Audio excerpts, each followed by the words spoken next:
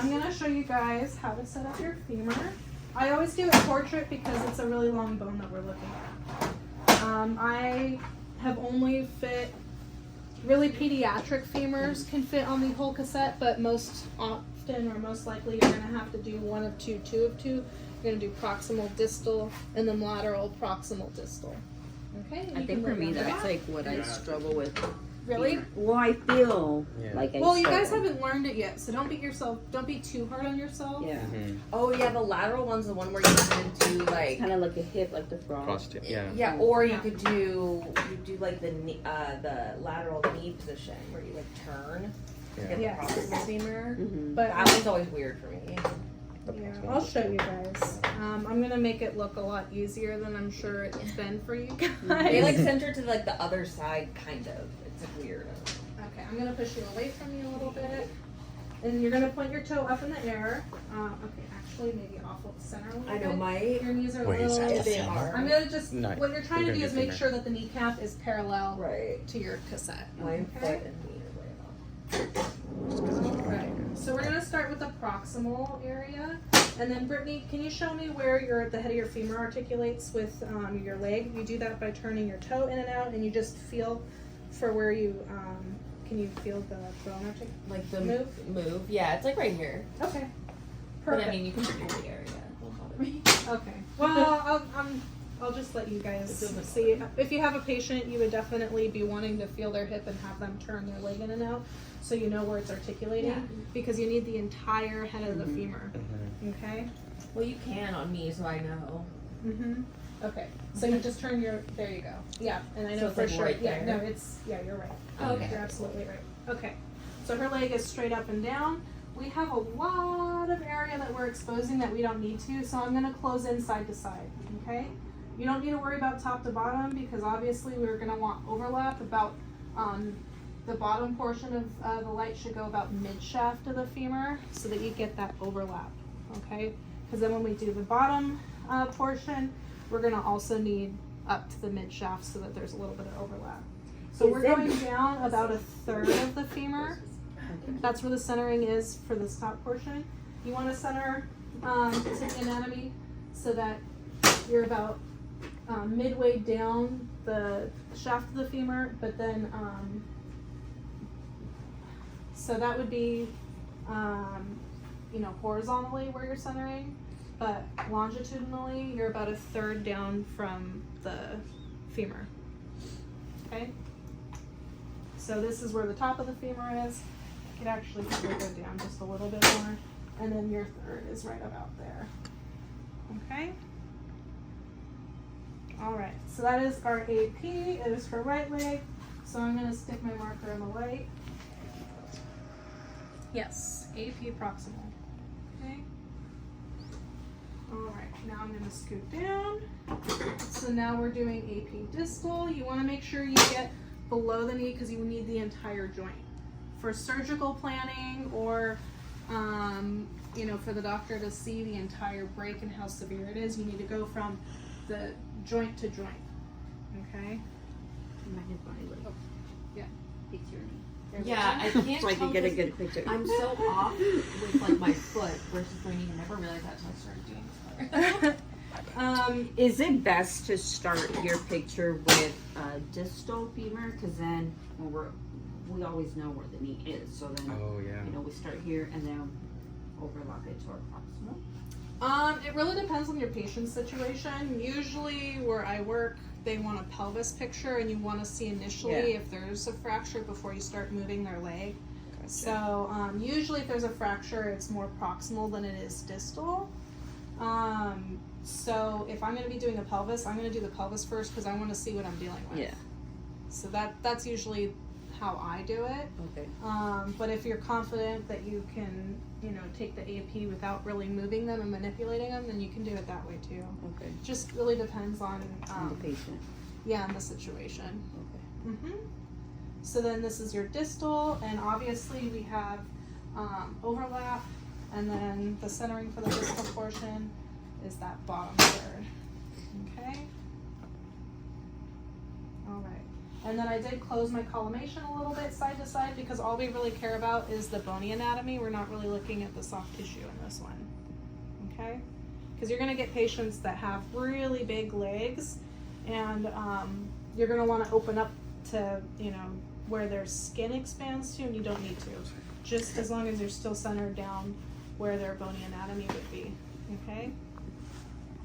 All right, so now we're gonna do lateral. For the lateral, I'm gonna have Brittany move away from me. Okay. And then I'm gonna turn the cassette portrait for this one, okay? Because now I'm gonna have her frog her leg. We're gonna do proximal again, and then we'll show you distal. Sorry, did you mean landscape? Oh, yeah. You're right, Matt. I meant landscape. You get it. Okay, so now I'm gonna have you bend your right knee and drop your leg towards me. Perfect. And you can see the plane of her body is going more horizontal, and so that's why I changed it to landscape. Okay? All right. So I'm centering to her leg. You can turn your light and then collimate top to bottom. And I would be careful because if you don't move your patient over, you could end up x-raying this metal piece, and it's going to be really bright and throw off your technique, your exposure, as well as it could obscure the anatomy, and so that's kind of a waste to x-ray that part. If your patient also is not flush with the table, like Brittany is, I'm going to have Brittany turn up on her hip. Okay. And now her leg is completely flush with the table. And that's going to be the image that we're looking for. And just make sure you're centered to the midway of her leg. And that's all you need to turn, huh? And then you're also on your top. Okay. So that's going to be your lateral femur. All right, so now for the distal portion, I'm going to have Brittany scoot over a little bit more. To that way? Yeah, if you need to extend your leg a little bit, you can. And then you're going to roll more so that your leg is... Oh. If you need to bring this leg in front, you can. Well, no, not really, actually. Okay. For this one, I'm going to go back to portrait.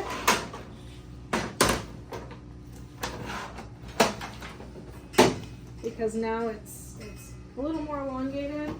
I want to make sure we don't clip anything. We do want to get the entire joint space at the bottom of her leg. I'm going to turn this sideways so that I can collimate top to bottom there. Okay, I'll just stick her right there. And this one, you're not going to get the condyles completely superimposed, and that's okay because we're really just focused on the bony anatomy. Does not need to be like your knee where the condyles need to be perfectly superimposed, okay? So it's going to be a little rotated in your field of view, and that's okay. Is that corner where it's hitting the aluminum Oh, again? there. Yeah. Gonna be throwing that off, or should Yeah, you have to you- extend you- your leg slightly, or? You could have your patient bend a little bit less. Brittany's also our ideal patient, so and then you just thanks. yeah. But then you have to be careful. Right, I'm watching Yeah. So you can just push her back, and then because we have plenty of overlap. Yeah. And is this distal or this is still? This is distal. Distal. So Oh, this and is then- the lateral distal. Oh, and then the proximal. So how come they do? Oh, maybe that's lateral hip where they like turn them and swing their leg over, and then they do it from like. No, you can do it that way too. So you can swing your leg in front. So let's swing. Or it was like we used a sponge actually is what it was, because this would be my distal. Yeah, for the proximal, I think it was the hip. We like put them on a sponge or something. Yeah, that's different. Save it for next week. Okay. Okay. I'm like, I think I'm getting the I'm two not mixed up. showing you guys cross table hip right now. I'm just showing you how to do femur on your Okay. ideal outpatient. Okay. Okay. Next week I'll go into cross table and all that with your hip. Yeah. A lot of times, if your doctor's ordering pelvis, hip, and then femur, you can get the proximal all done within your pelvis show or your pelvis x-ray, and then you just have to do the distal portions.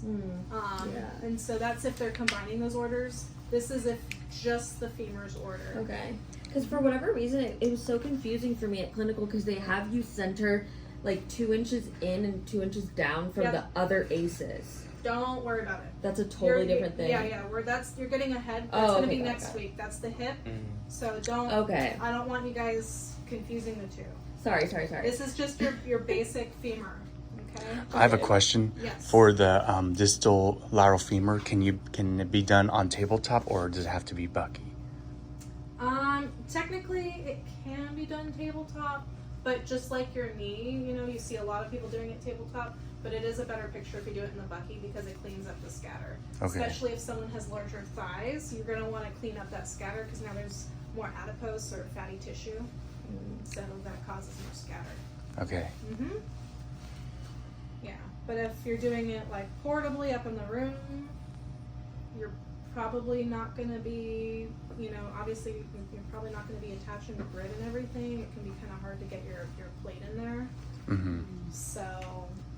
Ours have a virtual grid, so it makes it easier. Yeah, no, the virtual grid is amazing. Yeah. So you're very lucky with that.